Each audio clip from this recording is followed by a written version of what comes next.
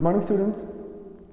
In this video we will discuss our next topic, that is the map work or the places related to the chapter primary activities, and our topic is extensive commercial grain farming.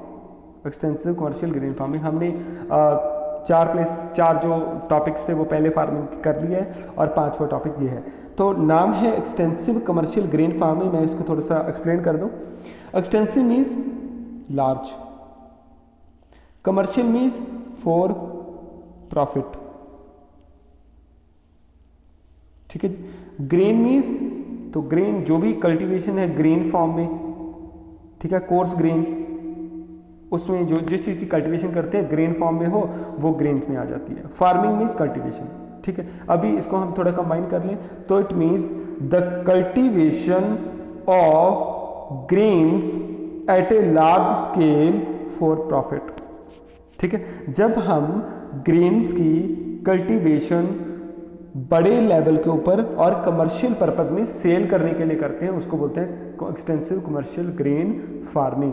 और grain में आपको सबसे important आता है बच्चे wheat, और दूसरा आता है मेज, मेज बोल सकते हैं, जो वर्ल्ड लेवल की मैं बात कर रहा हूँ, ठीक है। हर कंट्री की इंपॉर्टेंस अपनी होती है, लेकिन वर्ल्ड में वीट और मेज को सबसे ज़्यादा हाई स्केल के ऊपर ग्रो किया जाता है, ठीक है। ओके, एक चीज़ मैं और बता दूं बच्चे, एक्सटेंसिव कमर्शियल ग्रेन फार्मिंग के लिए आपको ज़्यादा क्या चाहिए, कैपिटल। तो इस चीज़ को हम बोलते हैं कैपिटल इंटेंसिव, क्योंकि इसके लिए टेक्नोलॉजी वगैरह बहुत ज़्यादा चाहिए, सिंपल, ठीक है। और कैपिटल उनके पास ही होगी जो कंट्री डेवलप्ड होंगे। तो एक आप क्लियर कट आइडिया लिख लेना कि ये डेवलप्ड कंट्रीज़ में ही ज़्यादा हाई स्केल पे देखने को मिलती है, ठीक है, क्योंकि इसके लिए skilled labour and high technology, ठीक है, HYV सीड्स, ठीक है, हाई इनपुट हाई आउटपुट, तो वेरियस इसकी करेक्टरिस्टिक्स हैं, और वो सारी जो करेक्टरिस्टिक्स हैं वो वैलिड सिर्फ डेवलप्ड कंट्री के लिए ही हैं। उनके एरियाज में ही इस टाइप की कल्टीवेशन को ज़्यादातर देखा जाता है, ठीक है। हाई टेक्नोलॉजिकल और डेवलप्ड होती है ये जो टाइप की एग्रीकल्चर, और क्वालिटी भी ऑब्वियसली अच्छी होने वाली है। चलिए, इसमें एक चीज़ मैं और बता दूं बच्चे, एक्सटेंसिव जो कमर्शियल ग्रेन फार्मिंग है, ये फार्मिंग आपको उन्हीं ग्रासलैंड एरिया में मिलती है।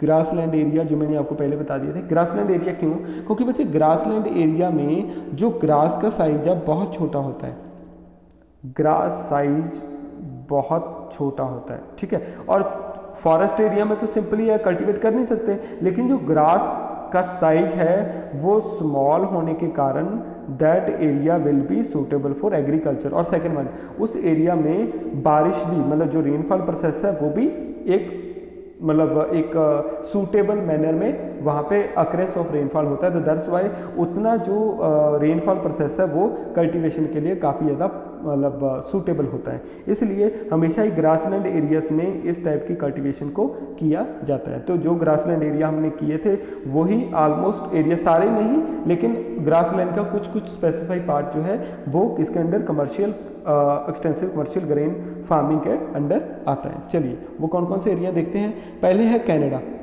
तो कनाडा एरिया है और USA का पार्ट है।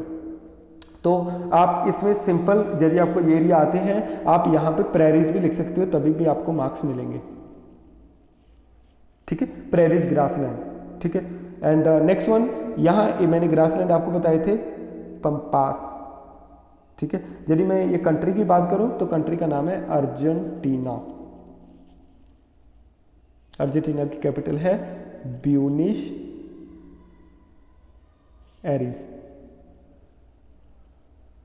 दिमाग में रखना। चलिए नेक्स्ट वन, आगे है बच्चे अफ्रीका। अफ्रीका का बच्चे सदर्न पार्ट, ये तो मैंने यहाँ पे इसको हम सिंपल बोल सकते हैं सदर्न टिप ऑफ, जो है सदर्न टिप है, ठीक है, किसका, साउथ अफ्रीका। और इस टिप में है, इस टिप में एक जगह का नाम है केप ऑफ गुड होप, रास्ते को बोलते हैं, इस रूट को बोलते हैं केप ऑफ गुड होप, ठीक है।